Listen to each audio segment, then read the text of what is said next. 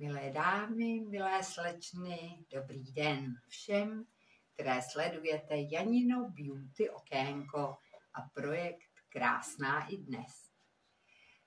Minule jsem se představila, ale chtěla bych se rovnou posunout k něčemu tématickému, k něčemu současnému.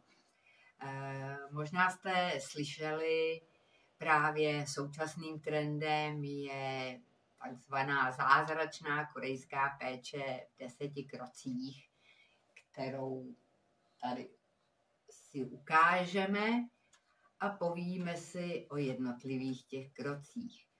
Protože možná pokud pečujete o svou pleť, tak možná tyto kroky dodržujete zcela automaticky.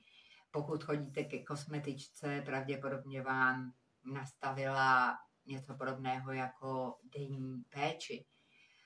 A každopádně je to něco, co tvoří ty jednotlivé rutiny, které potom vedou ke krásné pleti. A krásná pleť vede k tomu, že vy jste krásná a cítíte se skvěle. Takže začínáme čištěním. Ráno je potřeba pleť vyčistit nějakým prostředkem na bázi mýdla, pěnovým prostředkem, gelovým, micelárkou, čímkoliv, co odstraňuje nečistoty, nejenom vodou, protože přes noc se na povrch pleti dostávají všechny ty nečistoty, které vy pak snadno ráno smijete. Takzvané druhé čištění je všechno to, co uděláte po tom prvním. Takže když si tvář omijete, tak si ji pak omijete ještě jednou pořádně. Dvojí čištění je důležité samozřejmě spíš večer, kdy odstraňujete make-up. Takže odstraníte make-up pomocí nějakého odličovače, pleťového, odličovacího mléka, micelárky a potom celou pleť opět umyjete nějakým mycím prostředkem. Exfoliátory, to je věc, kterou používáme zhruba jednou za týden.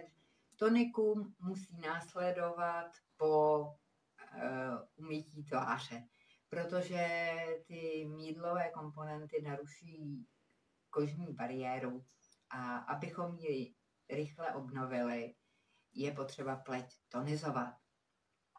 Esence v České republice ještě nemají své místo, ještě jsem úplně nepronikly, ale esence jsou v zásadě zředěná séra, takže v té denní péči zatím až tak výrazně nechybí. Séra a ampule záleží na koncentraci, buď séra používáte každý den a jednou za čas si dáte třeba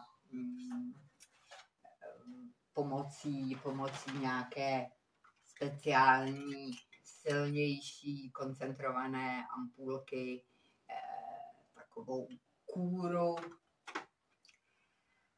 Pleťové masky taky používáme 3krát týdně, někdy méně, můžou se i vícekrát.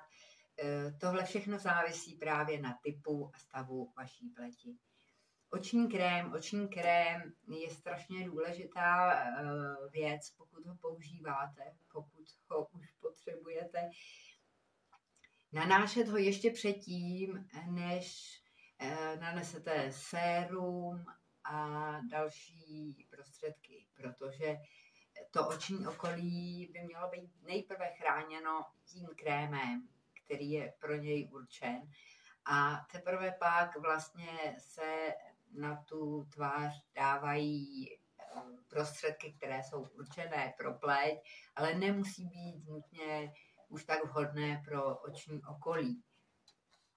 Hydratační přípravky, každý krém, který používáte, by měl být dostatečně hydratační. Hydratace je základ. A to i základ péče o mastnou pleť, kde se to může trošku jako zaměňovat, co je mastné a co je vlastně hydratované. A krémy z SPF, ty určitě, v létě určitě nejlépe krémy, třeba takové ty mlhy, které vás ochrání i před modrým světlem z monitorů. Ty jsou úplně nejlepší a u nás také ještě není tak zvykem je používat. V Koreji je ochrana proti slunci základ. Vlastně Korea péčí o pleť žije. Stejně jako se naše děti učí čistit zuby, korejské děti se učí chránit svoji pleť a starat se o ní. Takže tam vidíte ty slečny a ženy se slunečníčky a porcelánově bílou pletí. Takže tyto denní rutiny použijete ráno a vlastně totéž použijete večer. Až na to, že měníte třeba denní krém za noční krém. Otázka používání tady té dvojice pleťových krémů, denní, noční, je velmi zajímavá a já bych se jí ráda věnovala v příštím vstupu. Takže, milé dámy, milé slečny, nejkrásnější šaty jsou úsměv